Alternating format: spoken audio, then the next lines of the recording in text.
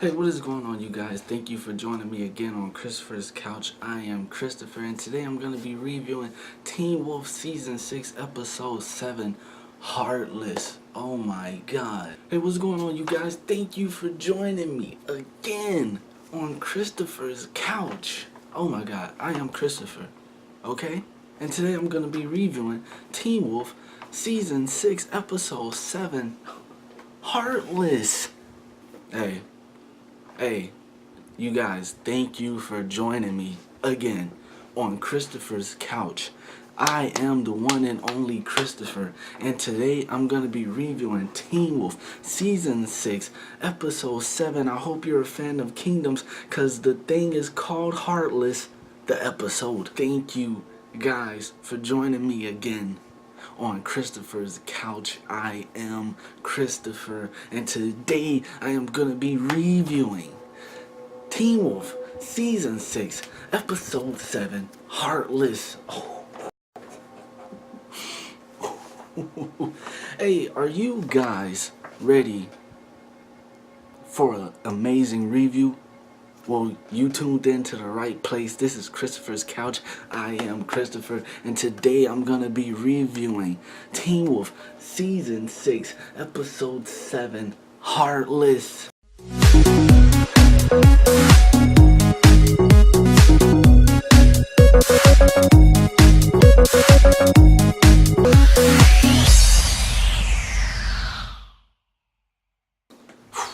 So, another amazing episode. Please give the writers of Teen Wolf for this season a round of applause. I mean, goddamn, this episode had me on my bed, on my floor, this close to the TV. I mean, hey, I was everywhere with this episode. Where do I even start? I guess I'll start with their whole plan to capture the Ghost Rider, which worked. A good plan. Shout out to Mason, who definitely should put in applications at Scott's old job. If it is old or current, I don't know. But he should definitely become the future veterinarian there. We don't even need the old veterinarian, so I hope he doesn't come back anytime soon. Shout out to Mason. But his whole plan to capture a Ghost Rider went well until, well, I guess two things kind of stopped it. One, we're gonna say Parrish. I mean, he also figured out that a Hellhound can actually communicate with the Ghost Rider, but it seemed more than that. It seemed like a Ghost Rider can actually control a Hellhound, because they had the Ghost Rider in the mountain ash, but the Ghost Rider somehow made Parrish go into his semi Hellhound form and pretty much almost break the barrier, in which it took Scott and Liam to just push him back, get him out the room. And when he got out the room, what is his name? The teacher, Mr. Douglas. Yeah, Mr. Douglas, who supposedly has been there for the longest time, I guess. I don't know. This stuff, it kind of gets weird, because it's like when Corey is in his little camouflage mode, you know, they can sense him. Scott can sense him. Liam can sense him. So I wonder what's different about Mr. Douglas, to where if he can do camouflage, or he was in camouflage, that they wouldn't be able to sense him or whatever. And I mean, even without that, like when they took Parrish out of the room or whatever and took him outside, I mean, you would think that them being werewolves, they would like super hear that Mr. Douglas is in there, sense him afterwards once he actually showed himself, heard another heartbeat or something like that. I don't know. Some things are just like it's like what sort of like when the Ghost Rider was talking to Parrish, you know, they had to have Parrish translate the first time, but then after Parrish translated the first time, it seemingly seemed like they could all understand the Ghost Rider after that. So I don't know, some things I guess they just like overlooked or something like that. But anyways, so Mr. Douglas, man, I don't know what he is, but he's definitely shaping out to be probably the best villain that Teen Wolf has had in a while. Still don't know much about him. I'm thinking he's sort of like Dio, where he can take other people's abilities and stuff. Cause I mean, the Ghost Rider was afraid of him, and he actually took the Ghost Rider, which I'm not even gonna try to remember what it's called. I'm just gonna call it, and I know it's not, but I'm gonna call it medulla oblongata. He took the Ghost Rider's medulla oblongata and ate it, and I mean, it's just so much about Mr. Douglas that seems like just mysterious. Like him having red eyes, but by the end of the episode, he took the Ghost Rider's whip, and his eyes were green then, and he actually took the whip, and I guess he went after Corey, and I wonder why. I don't know. I'll probably have some theories by the end of this episode, but yeah. So that alone was that alone was really good. Like, I was like, what? Like, this season they're really keeping you at the edge of your seat, as into trying to figure out like what is going on, who is who, what is what. But I think probably the most important part of this episode to me would have been Styles. I mean, Stilinski and his dad and Lydia pretty much figuring out that in the last episode that the lady that was a banshee conjured up her dead son, and so basically Lydia is saying that that's what she believes is happening with the sheriff, is that he's filling a void, and his void is his dead wife, and as long as he's making her seem like she's actually there, then he can't really just remember Styles. And I like that whole scene. I mean, Lydia was seeing parts of the room that he couldn't, which made her seem crazy. I always think that she's crazy, but it made her seem crazy. And then she looks at a jersey and she's holding it, but he doesn't see her holding it, and she smells it, which is really creepy. I mean, usually it's the guy smelling the girl's clothes, but I guess, man, that shit never happens to me. I wish it did, but it doesn't. But she smells his jersey, and then she just throws some air at the sheriff, and he, who doesn't even believe she's crazy, why would he, if he sees her throwing air, why would he even reach his hand out to catch air? You can't catch air. You just can't. Not unless you're trying to form a Rasengan, you know what I'm saying? And that's not what he was doing.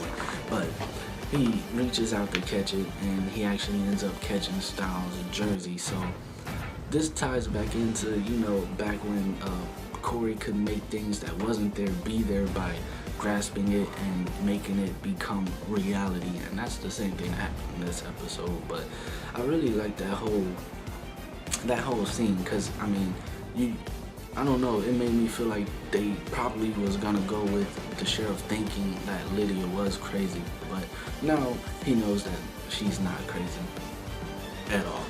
And while that's happening, we had the resurrection of Peter. I mean, Peter was about to die. The dude was dressed up in his costume, his Freddy Krueger costume. I'm assuming they filmed this back in October before Halloween or something like that, because he definitely looked like he was going for a new Freddy Krueger role.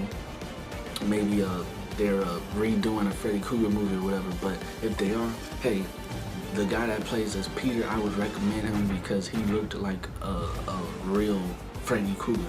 But anyways, with that whole thing, the only thing I had a problem with was the 9 potions or whatever that Melissa, Scott's mom, had used to pretty much heal him because he was about to die. I mean, yeah, she used it on Argent, but that's because he was poisoned by the Ghost Rider's whips and stuff like that. But Peter wasn't really poisoned by their whips or anything. He was just severely burned passing through their portal. So how would she even know that the potion or serum or whatever you want to call it would have the same effect it had on Chris Argent would have the same effect on Peter?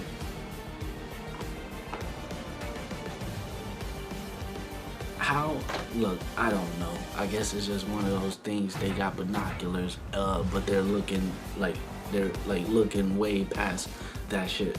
But anyways, they revived this man with the plan that, Malia had a plan that her and Peter could retrace their steps, find and go back to where they found Peter and figure out where that fake train station is, and which they go, and it seems like they was gonna find it, and I guess they was, but then Ghost Rider started coming. Peter was all like, "Oh, run, run, run, Malia. I'll protect you. Get as far as you can away from here, so I can fight them Ghost Riders that I know I can't beat." Yeah, anyways. But he ended up not even fighting them. I guess the Ghost Riders could tell that one of their posses was getting his medulla oblongata eaten out of, and they went back. So yeah, I mean, that was basically in a nutshell the whole episode. Yeah, pretty much. I mean, definitely a good episode. A few theories that I kind of want to throw out. For one, like, I think maybe Mr. Douglas went after Corey, because now that I think about it, I'm thinking that maybe, since Corey, when he's in his camouflage mode, he can see them, right? He can see the Ghost Riders when people couldn't.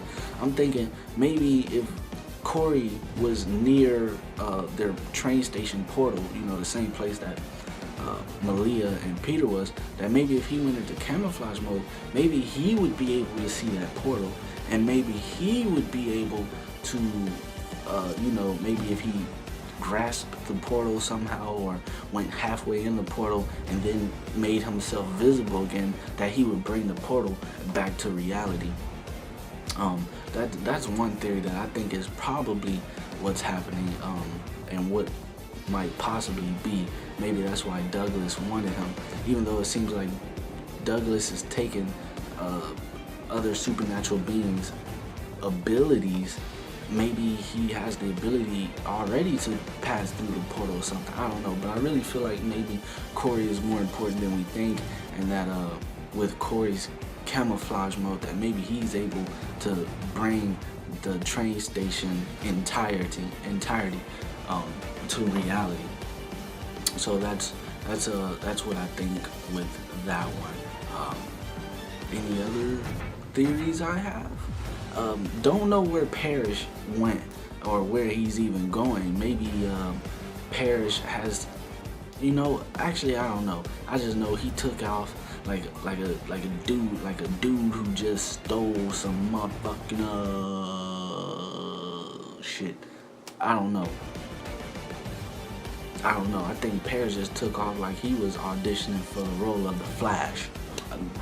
Maybe that's what he was doing, because yeah, he took off. But don't know where he's going. Maybe he's going to that stomp from like 2 seasons ago or something, because I don't know, that's his special place that he goes to. I wonder if he even knew that he was being controlled by the Ghost Rider, and real curious as into why he didn't even explain to them like what happened. Didn't even tell them like, man, they can get in my head or something, so it's not best if I'm around them. But hey, whatever.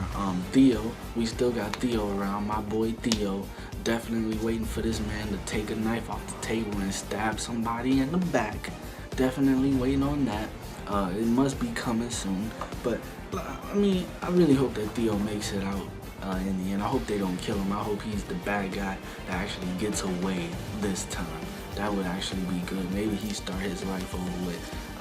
Definitely the first 5 minutes of the episode, I was just like, man, if this was a scary movie, I would definitely go watch it. I mean, Theo should go do some scary movies or something, because that shit was definitely legit scary. I was just like, the fuck is happening?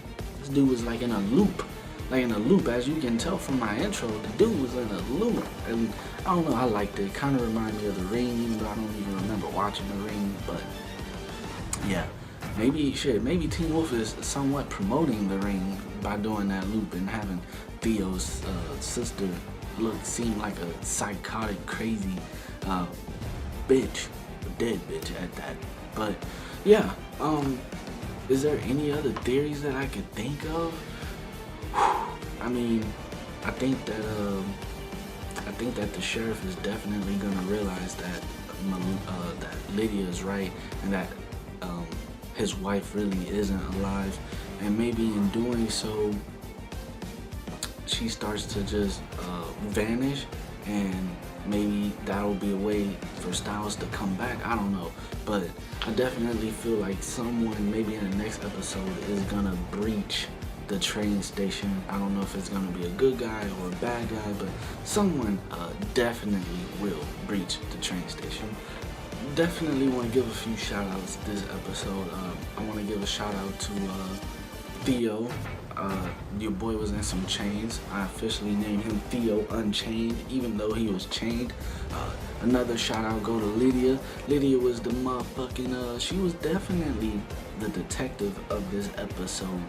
Her and Mason, they're gonna share this shout out. Both of them being the Batmans of Teen Wolf. Like I said, Styles, look out, because they are definitely coming for your title. Another shout out goes to Peter for that full recovery. I mean, the dude was on his dying bed. He made a full recovery from some, some steroid cocktail. But definitely shout out to him.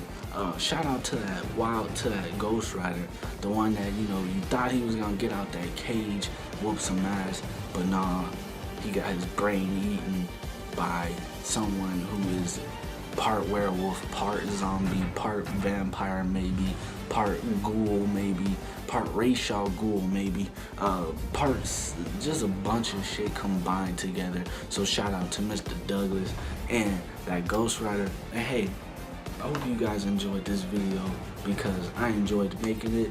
And as always, please like, comment, and subscribe.